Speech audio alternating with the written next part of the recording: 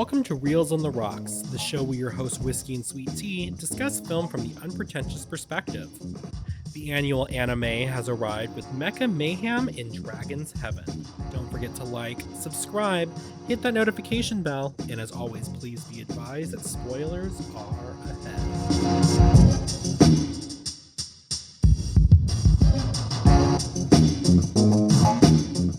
Have you ever wondered what would happen if you made your own project and then decided to kind of overshadow it with smoky, like, sexy shots of a model you've been building? Have you been in my basement recently, T? No. But that's a very concerning answer. The smoke is a feature, not a bug. Welcome back, everybody. This is, I guess, the second part of this pairing, or part one if you listen to it, whatever order you're listening to in, where, you know, we're discussing anime, specifically mecha anime. And it's Mecha-May! Mecha-May madness. Mecha-May madness. And for the second episode in a row, we picked something we had never seen before, and also left us scratching our heads. Sort of. This one, it's like got the opposite problem. It's kind of a perfect pairing because unlike the other film we're talking about this month, this one it's got not much to say. Anyway, but before we get into that, what are you drinking, T? So I reached into my cupboard into the very back, and I mean, this is kind of like adjacent, but I pulled out a bottle of mead that I picked up from one of my times I was in Savannah. There is a company called Monk's Meadery, and they are the official mead for Dragon Con, which if anybody knows, it's like Comic-Con but in Georgia. And so they make a mead there called Dragon's Blood, I think is what it's called. And one time it was called Dragon Blaster. I had that a few years ago. That was good. So that's what I'm having. I thought Dragon's Heaven.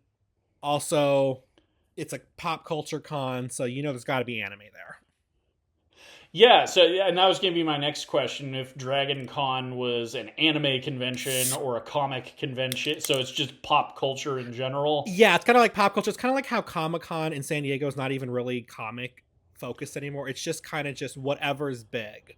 You know, they come and talk, but it is still focused on the geekdoms like anime and sci-fi and all that other stuff. Like, I've noticed, it's funny you bring that up. A creator I watch called Meat Canyon, who for some reason we're roped in with the Creepcast on the podcast stuff, so salute you guys if you listen to us as well as the Creepcast. But anyway, like, Meat Canyon did a video on conventions and was kind of complaining about the fact there's not really any like comics or artwork anymore, and a lot of AI stuff's creeping in. Yeah. Side point, but that's cool. I would get some of that meat if it's available. I should.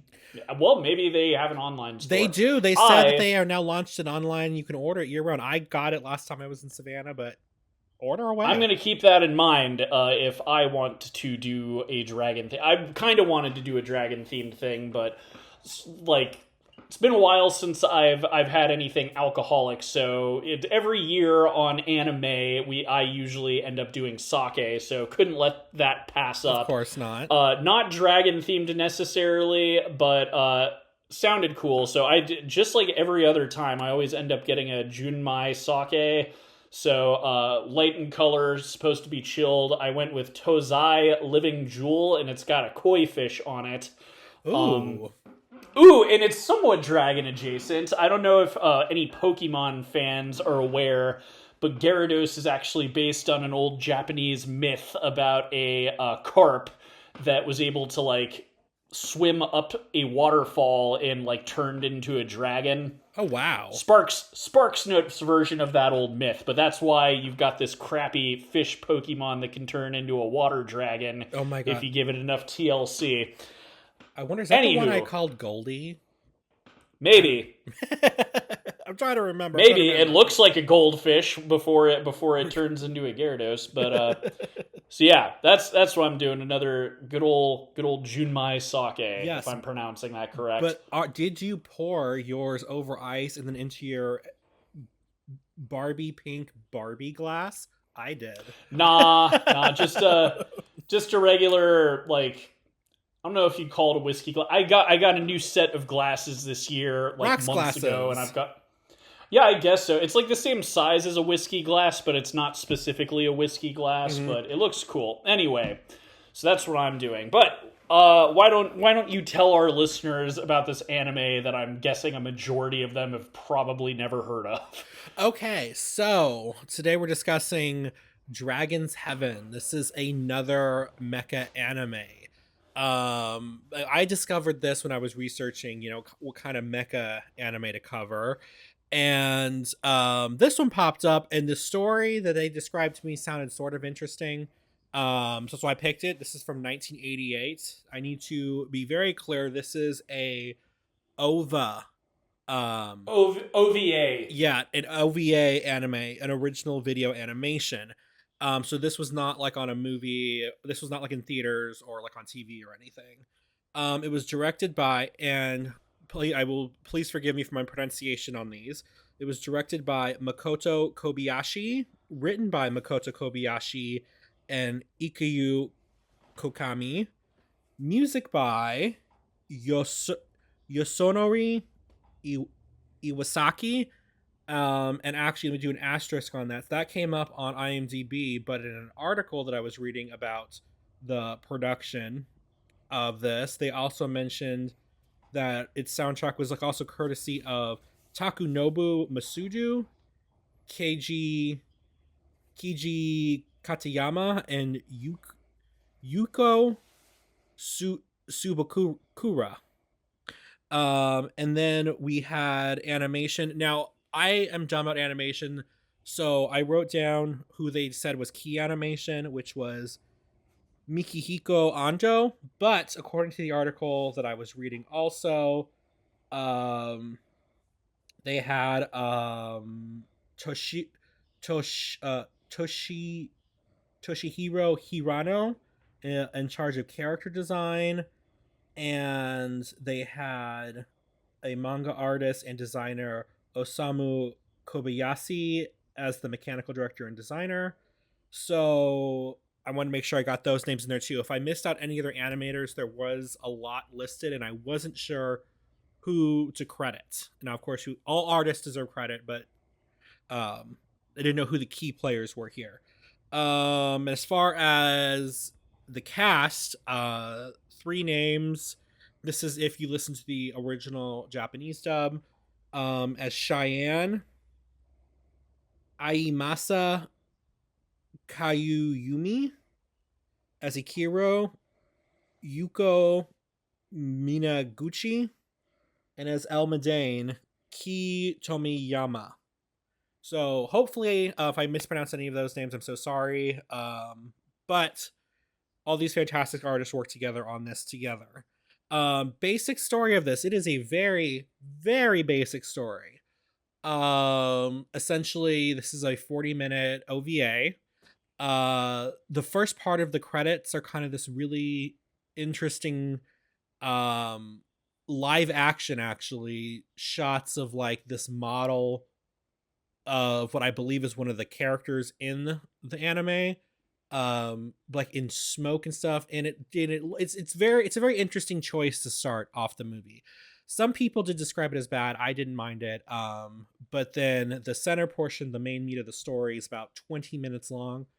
It's essentially about Cheyenne is this robot that was fighting in this war, and his the guy that controlled him, or the person that controlled him, is killed in battle. So he decides to essentially hibernate. He basically sits down and it ends up getting covered in dirt over thousands of years until he detects another life form, which in our case is Ikiru. um and it wakes up when it detects the life form, and it asks her to help him fight. No, oh no, she informs him there's still fighting happening in Brazil, and so he goes back with her, and they decide. And he says, "Oh, my mortal enemy is still around. We need to take him out." And they have a couple battle scenes where she's controlling, where she, well, first when she's controlling him, and they take out some stuff, and then later he's being repaired, but they give her body armor, and she faces his nemesis, which is Elmadon. And and then he comes to rescue her because she's in danger, and then um he essentially fights the Elmadon. Cheyenne fights Elmadon and creates a massive explosion that blows up. We think that Cheyenne is gone, is dead, and he's not. And Irokuro is so happy and gives him a kiss, and they ride off in the sunset together. And then the final part, the final third of this movie, which is about another, I want to say like maybe like 10 minutes, it's like behind the scenes footage of how they shot the opening credits. So it's a very Yep. interesting sort of Well, now they OVA. don't even need to watch it. Right? I mean, I would still watch it because I do think it's visually interesting, and we'll talk about that. But what did you think? I think you hadn't heard of this either. What were your thoughts? Yeah. Confusion initially. Well, like, I was stoked if for anyone who wants to watch this. We recommend that you listen to episodes of things that you've already watched so that we don't spoil it for you. But if for some reason you've reached this point in the episode and you want to watch this, it's on YouTube. Multiple versions are on YouTube. I actually watched a fan dub as well as the English subtitled version. Like, there are many versions, and you can watch the whole thing on YouTube. Yeah, the opening bit. Let's start with that. That's it starts off cool. I don't know, because in the behind the scenes too, like, you can tell that these models that they're working with are pretty big. Yeah. Like, they're not giant robots, but they are about the size of people, which makes sense because in 1988 you didn't really have the kind of technology today where you have cameras in the size of a phone. So yeah. like when I was watching it, it starts off pretty good, but as they move the camera around, like, there's no movement from the model. There's like minimal movement from the model, so it just sort of ends up looking like someone doing mood lighting in their bedroom and like filming their anime figurines. Like, it goes on for too long. It's funny, like the actual animated chunk of this I think is kind of perfect, but the beginning and end are just very bizarrely like drawn out. It's like the longest title sequence in any anime film I've ever seen. And it's for like a 20-minute, like, if you the opening credits are like 10 minutes long, and that's half the length of the animated film. So Yeah. it's almost like they're trying to fill up time, and I don't really understand why.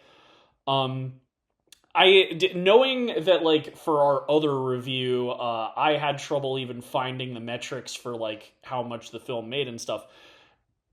Do you know that? Because, like, I could tell from people chit-chatting in comment sections and on forums for like the little bit of research I did just to answer my own questions about this, that essentially this was like one of those anime films that kind of, if you were a mega nerd in the late 80s, you would be able to find it on VHS, and then they released it on DVD in like the mid 2000s, and that's it.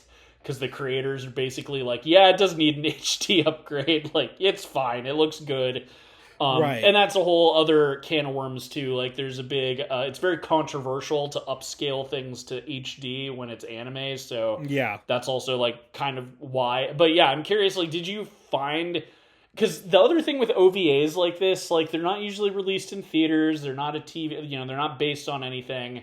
But, I mean, you still kind of need to make money, so I am curious, like, where was this, was this shown anywhere? Was there, like, I don't know, Japanese film festivals or, like, conventions? Or, like, because otherwise it would have just been some VHS that you happened upon in, like, a comic book store or something over here in the States. So I'm wondering how the reception was, like, what was the reception and how much money did it make? I'm guessing is like pretty much what I'm curious about. So, according to an article by Sean O'Mara on a website called Zimmerit, he talks kind of in depth, sort of in depth about this, and he said that essentially this started, which I didn't know this until I actually read this article. This is actually adapted from a manga that was written by the director. Um, Okay. and he did have a still frame on there, and it does look relatively similar style wise to what we ended up seeing. Um, he didn't say anything about it being shown anywhere, but he does mention that in this period, OVAs were like popping off. Um, this company that it was called, I think it's called Art Mix. Yeah, Um, yeah, yeah, yeah. is this is where this came from. Kobayashi was. It looks like he had worked on some other OVAs for them before, and when this came about, it's because uh hold on, let me find the thing right here. It looks like this one came about because it was this manga. How the manga came about because essentially somebody else who was supposed to do a comic um was unavailable, and so he had been like kind of like, what's the word I'm looking for, like marinating on this project for a while, and so this manga created him the opportunity to sort of create this opening that he was supposed to fill, allowed him to sort of go back and pull this project, and that's sort of where this all began. It was reprinted at least twice in the early 80s. It was originally the February 1986 issue. And now this also, I don't know anything about this magazine. It's called Model Graphics. And so I'm Okay. wondering if it had, if that's kind of where this whole model opening sequence came from. Because I don't, they keep mentioning this, and they keep mentioning scratch built kits. So in this Okay. discussion about this, so that's kind of where I think this model opening and closing sort of came from. Now, Okay. yeah, I go on. think I'll enlighten you a little bit. Okay. So, like in our sister episode, I kind of mentioned other we haven't like talked about mecha as like an overarching kind of a subgenre of anime, but it's very popular and it's very pervasive. It's just there's tons of different mecha things we could have done. Like I named some off in our sister episode, but there's Gundam, there's Macross, some other ones that I thought of since recording the other episode. There's Big O, there's Gurren Lagann, and then there's many more that we could have gone into. But one thing, and what this is kind of sounding like, uh, with the mecha subgenre, a lot of the people who are into this subgenre are very much into the mechanics of the fake robots and are very much into models. And one thing, especially with Gundam, that is super popular is kind of like over here in the States, I feel like it's like Warhammer. Everyone knows like Warhammer fans like paint figurines. Yeah. But over, and there are people who do this here in the States too, but over in Japan, like building Gundam miniatures and painting them is like a big thing. And I've seen lots of like TikToks and funny things where it's like girls roasting their boyfriends for like looking like uber nerds just like at their desk. It's like it reminds me of like the dads in the 80s and 90s with their model ships. Yeah. Uh, but there is like an interest in robotics outside of it just being like an animated thing, and you see that in the fan base a lot. As I said, Gundams are just super popular with like the models and everything like that. But the other thing that kind of makes me, because before you said any of that, something that was just living rent free in my head after watching this was like, why spend more money to build like these miniatures when you're making an animated film? Right. And kind of like marinating on it, I was sort of thinking, well, maybe there's some usefulness in drawing the action and the it's almost like how artists will take anatomy classes to be able to draw the human body better. It makes me wonder if like building these miniature robots makes it easier to animate the action in the actual anime. I don't know, but I and clearly it sounds like it was to promote some sort of model miniature company or something. At Well, least that's what it sounds like. that's what it's that's what he's saying. So Kobayashi, I guess he's now known for these models and well, specifically elaborately detailed models. And according to this article, he did an interview with Forbes. And he said that when he started, he wasn't interested in kits and modeling and all this stuff. But basically, when he created the Dragon's Heaven manga and they printed it, they were like, "Hey, could you make an actual model with this?" And then that's kind of when he sort of got into it, because he started to have to work on building. He had to work on. He had started getting into kits and 3D modeling and all that fun stuff. They said that this went on to have a couple of sequels, like manga wise sequels and standalone stories in the model graphics. But specifically, when we find out that this got its start in what it sounds like a 3D modeling or scratch modeling or kit modeling magazine, the opening and closing, like you said, make a lot more sense, because the people who would be aware of this, this property, would be the ones who read this magazine. Yeah. No, and that's like a whole thing too.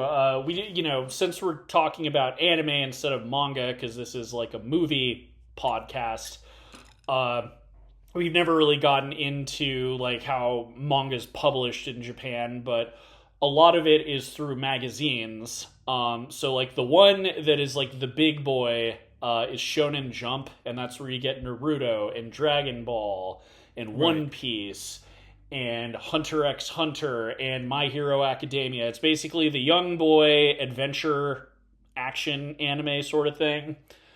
And then there's stuff like Berserk, which is so over the top violent that it is published in a porn magazine over Oh my there.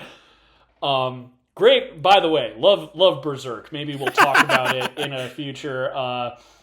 But that makes me wonder, because like obviously mecha manga exists, and that makes me wonder if like it's published in like model collector magazines. It's like, oh, here, buy your Gundam set here, and also here's the new issue of Gurren Lagann, or there's a new standalone story for Dragon's Heaven or something like that. Because that is kind of like they tend to be kind of roped in with like what interests the magazine is, and like with Shonen Jump, it's specifically like it's kind of the taste maker. Like if you get published in Shonen Jump, you are going to be a big deal, and like there is no other stuff. It's just like all of the issues for that week. I think Right. it's weekly. I don't know. Yeah. Well, there's not much about how it made the jump from, or why it was selected to make the jump from magazine manga to anime film. I can tell you it was released on February 25th, 1988 in 3 formats. We had VHS, we had Betamax, and we had Laserdisc. Woo! I Oh, kind they were doing it on Laserdisc. I was going to say Betamax, but no, this is a Laserdisc fans type of movie. Right, I kind of like want to find the Laserdisc, if this like a Laserdisc version of this, if it's like, because like yes, I still have Laserdiscs. But yeah, so that's kind of how it got started. The big thing about this is, from what I've read from comments and even from this article, one of the essentially, you watch this for the visuals. You don't really watch this for the plot. It's very, very light on plot. It's very, very light on character. But what makes this one stand out is how detailed and really well designed everything is, very textured everything is, because that was abnormal for the time.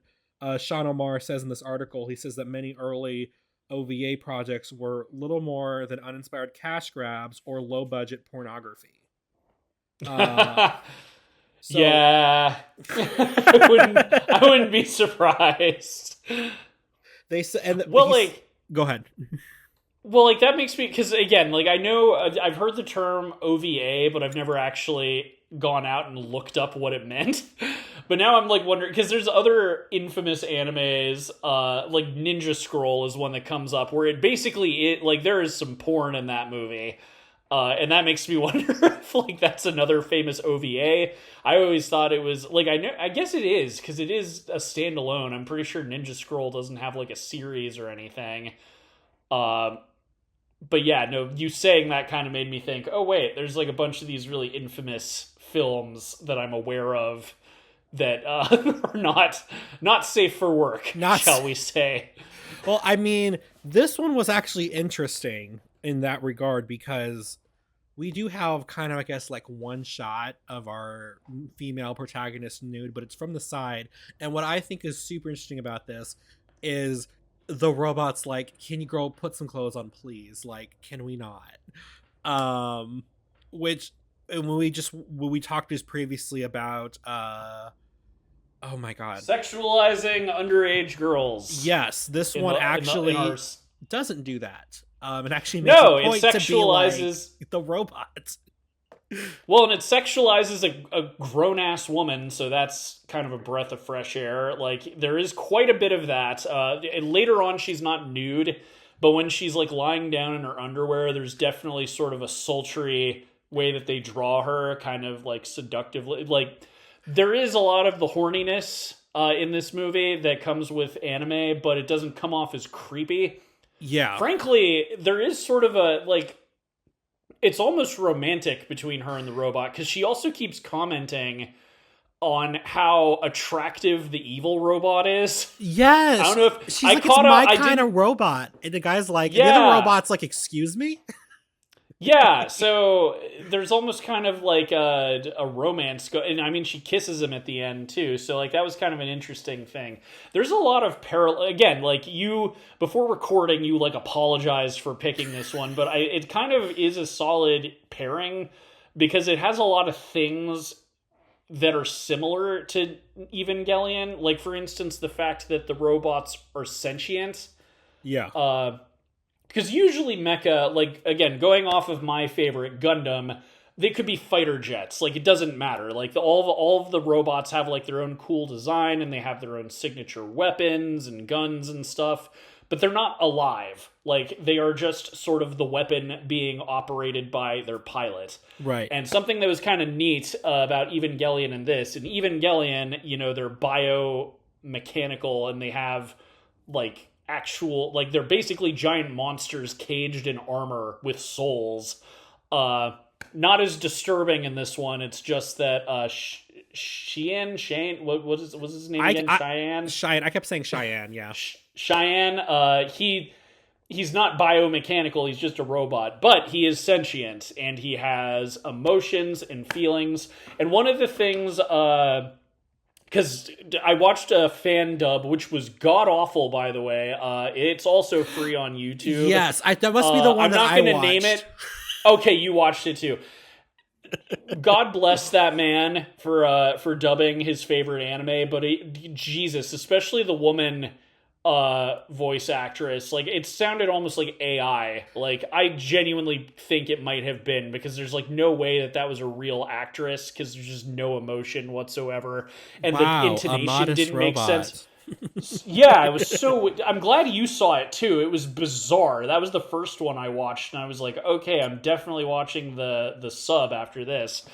But one thing that was commented on in the comments of that version was people talking, because he also put like a weird metallic like filter over Cheyenne's voice, and everyone was like, why are you making him sound like a robot? Part of the whole charm of the original is that the voice actor, the Japanese voice actor, gave him such like humanity that he felt like a real person, and that's what made you like him so much. Right. Uh, so that's like kind of an interesting parallel I noticed. There was obviously the horniness of both films, except, you know, again, at least this was an adult woman, uh, and it wasn't like gratuitous as far as like the sex stuff. It was, and at least, you know, when Cheyenne showed up, he didn't like and she was asleep. He didn't like decide to, you know, pleasure himself over her sleeping body. Like, yeah, he didn't do that. That's forever. If anything, my head. If anything, he's like kind of modest and like he's a likable protagonist. And also there's sort of like, I don't know if I'd call it like, I guess post-apocalyptic is a good description, because this is like thousands of years in the future, and humanity is risen and fallen and risen. And I also love that the author of, you know, I guess it's the director as well, but the person who wrote this, it's always funny to me when the people like predicting the future, they just don't even care about like accurately predicting the future. They just do whatever. Right. Because having Brazil be like this empire was kind of, no offense to Brazilians, you guys are great, but the idea that like Brazil somehow took over the planet is like, so it's like really weird. Where's all the mech pilots? Big booty Latinas are my god. You know, supposedly in like 1,000 years we're all supposed to look like Brazilians from intermixing. But good stuff, you know. It's so funny, like also just thinking that in like the year 4000 that Brazil even exists, you know. You would think that like thousands of years, especially after there's been like a big war with robots, that it would just be like a bunch of new countries and cities, and you know, just which there kind of is. The city, they name it in the film, and I've never heard of it. It's like some made up name or whatever. So it's just funny that like they would do that. And then at the same time, it's like, oh, the Empire of Brazil is trying to take over the world, and they've got this evil robot doing anyway. Well, according to the article from Sean Mara, when they said, you know, the Empire of Brazil, it says that it's a nod to Terry Gilliam's film Brazil, reportedly one of Kobayashi's favorite movies. Good. It's Terry Gilliam, by the way. But yeah, no, it's oh yeah, it is. It's so embarrassing. He's one of the members of Monty Python, and he went on to we will probably cover him in a future episode. There's a couple of in fact, one of his science fiction films I think would be kind of a neat thing. Anyway, my mom has this movie. I just looked up the cover and I'm like, I remember she was excited because she found it in the Criterion Collection somewhere. Oh, Brazil's great. Unrelated to this, but that makes sense. It's still funny though. I like that it's like a reference, but it's still, again, just the idea that like Brazil is like this evil empire in the future is so funny to me. I will say though, because I'm just a person who focuses better on movies when there's a dub. I did watch the English dub that you're referring to. Oh my god. And so there was a couple times when there was just like, you know, it's like whatever that needed to be said was shorter than what the animation was for that phrase. And so it was just awkwardly sit there. But it was right. There were it lost a lot of its emotional weight in its translation, or how they chose to translate it. This is a great case for, because we have talked pretty much every time we do anime, we talk about the whole sub versus dub thing, and I'll reiterate what I say every time. It depends on if the dub is good, and some people will say it's never good, but then to counteract that, I would say, like, have you ever seen a Miyazaki dub, a Studio Ghibli dub?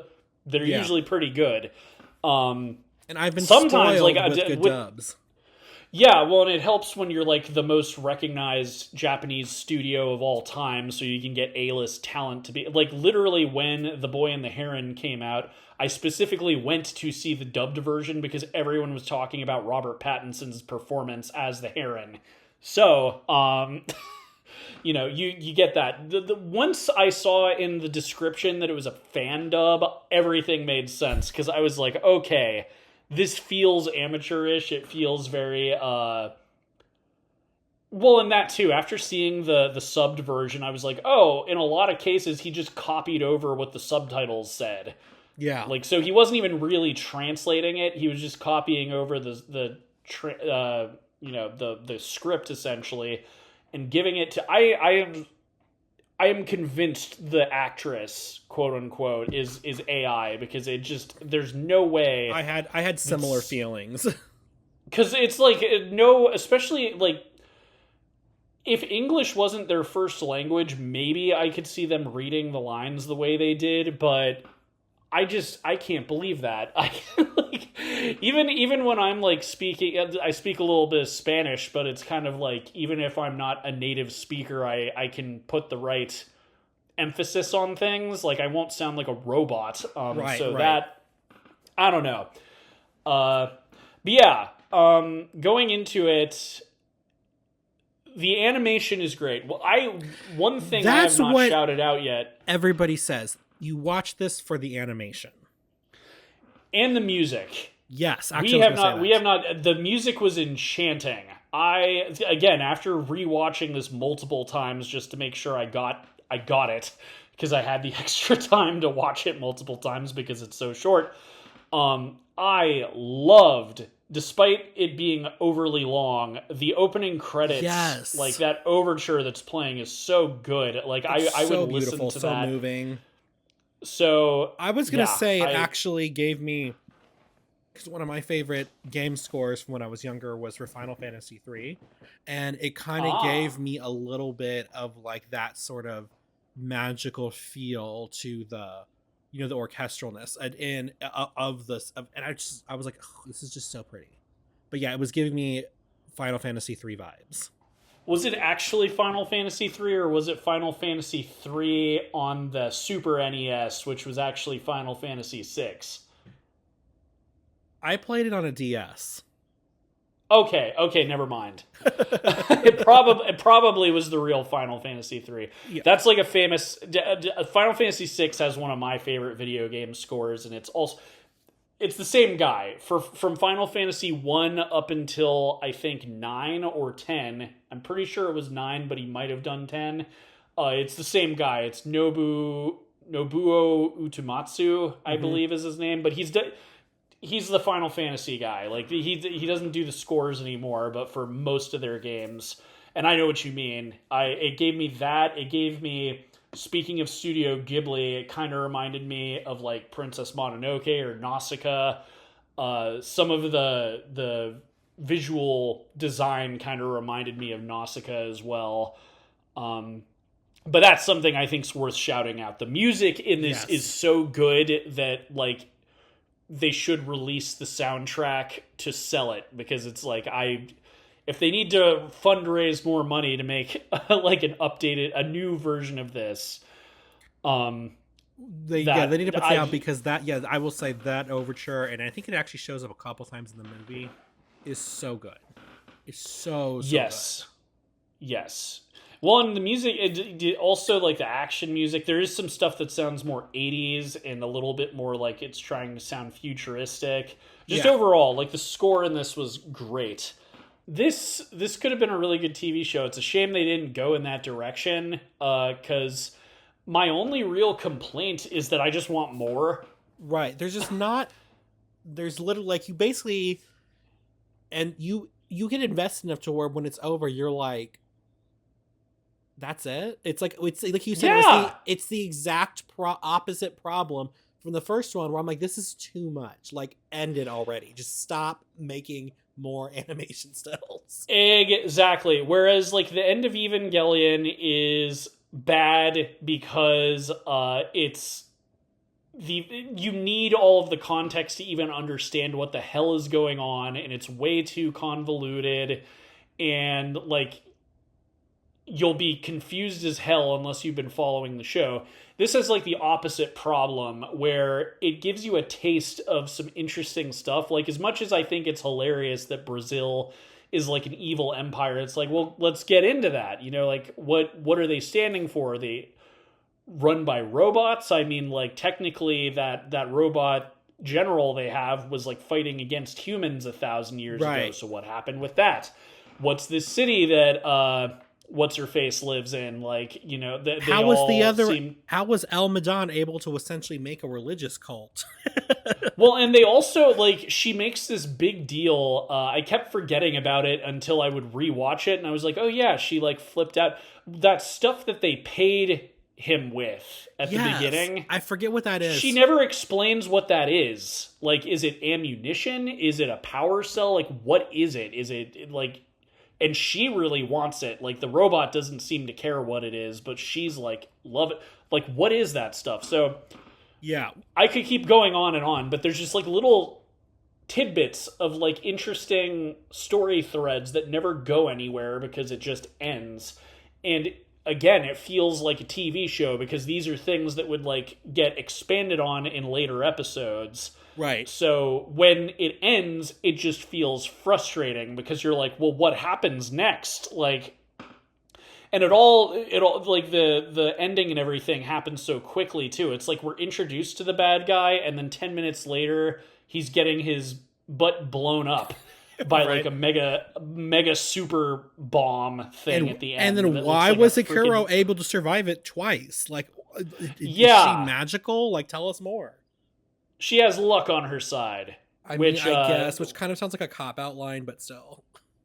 Well, it could be a cool character trait going forward. But yeah, like, it's so intriguing that, like, I sat through the entire ending credits hoping that there was going to be, like, a mid-credit sequence. Or, you know what I mean? Like, maybe it's like just those Marvel movies. Mid-credits. Yeah, right. That is kind of like made everybody sit and watch credits now. Because I was just like, is there going to be, like, anything, like, kind of a punctuation, a period being like, this is the end, or is this... It's frustrating. And it's frustrating because it's not bad. It's just... There's nothing to it. It's like you could have done so much more. It's frustrating. Yes. Which, hilariously, is the number one complaint. I don't know if you saw this, but, like, whether it's IMDb or, like, the people in the comments or whatever... That's everybody's biggest problem with this film, is that there's not enough of it. Yeah. Which is a great problem to have. It shows that everyone likes it. But yeah, like a lot of people were commenting about like, you wouldn't be able to remember what happened in this film like a year later. Yeah. Which frankly for me, again, I had to keep rewatching it because I was just like, am I forgetting something? Like it's just like that couldn't have been the hibernation, they meet. He explains who he is. The bad guy shows up. They fight.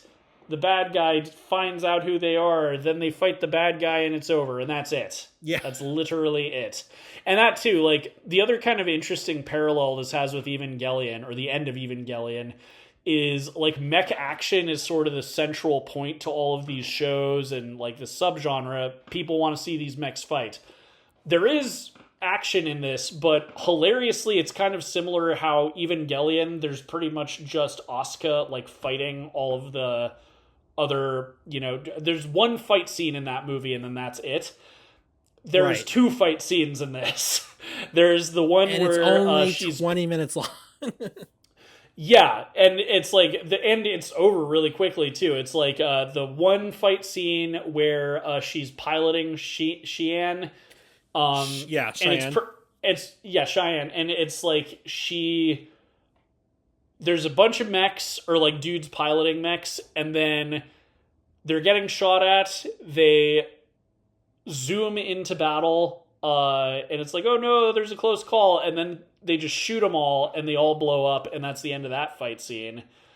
There is a bit more tension with the end fight scene because it's explained that because she's so close to the explosion site of when this gun would Well, hit there's whatever. that. Yeah. There's that, but like, so the evil and good robot are kind of opposite, because the evil robot is able to fight optimally without a pilot, whereas our hero needs a pilot. Yeah, that's And true. he's without a pilot for the battle. And not only that, the like evil robot's like threatening to like decapitate our heroine. Yeah. So it's like, I don't know, like there's some good tension there, but then it's just like, nuh-uh, and then I'm gonna blow you up first, right, and then it's over. And then they introduce, oh, I remember you, and I'm like, we could have expanded on that.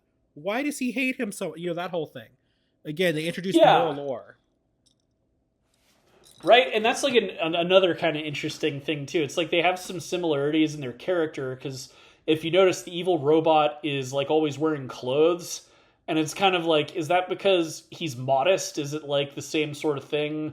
Because like on top of like not wanting to see his pilot naked, he also covers himself up when he's injured, because it's like gore, I guess, to him. Like, oh, I don't want to be indecent and stuff. And I've noticed like the evil robot, he's always wearing that like cloak. And I'm like, is that because he's naked? Does he not want to be like, does he feel naked in front of people and he needs to wear clothes? That was a little weird too, because like you said, they introduced the clothes for Cheyenne as a modesty thing, and then the other guy to me was giving, like I said, like cult vibes with it. So I was very, or is he injured? Like, and he's also covering up, but nobody knows. It's one of these things. Pretty much, like, if I'm going to give this a rating, I'm definitely going to rate it higher than Evangelion. Sorry, nerds. I mean, I was too. I was going to do a 2. Well, at least it's easy to understand. I'm giving it a 2 as well, because it's like it's simple. My only real complaint besides the simplicity is I wish they would cut down on it feels like filler. Like, I love the music and everything, but the title sequence at the beginning and the end credits they outstay their welcome. Which you could just stop watching, obviously. Maybe not so much with the opening credits. At least you have that really nice overture you're listening to. But like the actual meat of the film is the best part. Like, the animated stuff is great. Perfect length. Just wish that they maybe expanded on some things. Yeah. But yeah, I really agree with you personally. Like I said, also the beginning and the end, they kind of give me the same sort of vibe that like the pod racer sequence does in episode 1 of Star Wars. Like, it's just overly long because George Lucas thought it was cool. So yeah, same sort of thing. I'm giving it a 2 also. I want more, and I can't even really, since I watched the dub version, but from what you're telling me, the original one has better acting in it, obviously. Jesus. He's like, yeah. So I was just like, I want just so much more from this, and it's like, why didn't we deliver? We clearly had the time in the videotape, so why didn't we? No, and yeah, like besides cutting down, also the opening sequence, like I said, they didn't need to have as much weird camera wiggles around the mech miniature. And I say miniature, it's crazy because they're the size of people. It's good. I wish there was more. It should have been a series.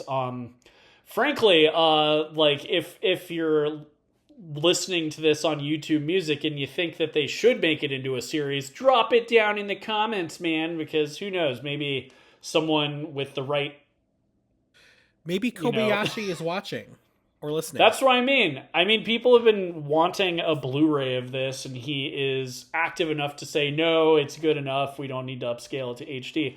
Here's an idea, let's remake it as a TV show. You know what? Live action. Oh, could we have Ikiro voiced by Sabrina Carpenter?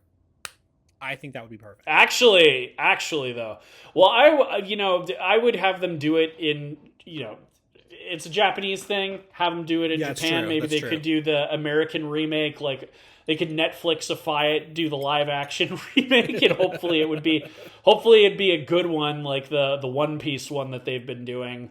But if it was an American one, Sabrina Carpenter would be kind of perfect for that, to be honest. But what do you think? Do you think that we didn't talk enough about this 20-minute cartoon? Or do you think we weren't mean enough? Let us know if you like what you heard. We have a whole backlog of episodes. This should be coming out with our sister review on Evangelion, which we spoiled that we didn't like it very much, so sorry about that. Or what is your opinion on robot-human romances? Should it be legalized? Let us know. Oh, and haven't plugged it in a while, but T and I both are on the Letterboxd. I really need to get back to reviewing. I have like 5 movies I need to talk about. T hasn't posted whatsoever, so maybe that'll change by the God. Just the public shaming. Yes, I do, mostly because I need to remember what I've watched. I know I've probably watched like 10 movies this year already, and I need to go back and remember what they are, so... But anyway, see you guys next time. Hope you enjoyed this shorter episode than usual. But until then, I've been Whiskey. I've been Sweet Tea. Keeping it Kino. And suck it, Scorsese. Sayonara, mech heads. Robot noises.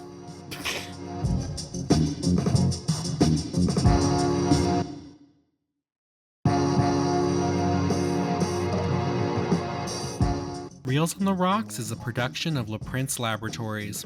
It is edited and produced by Alejandro Castillo and programmed by Jamie King. Original music is provided by Pat Mars, and original artwork by Asa Esparza.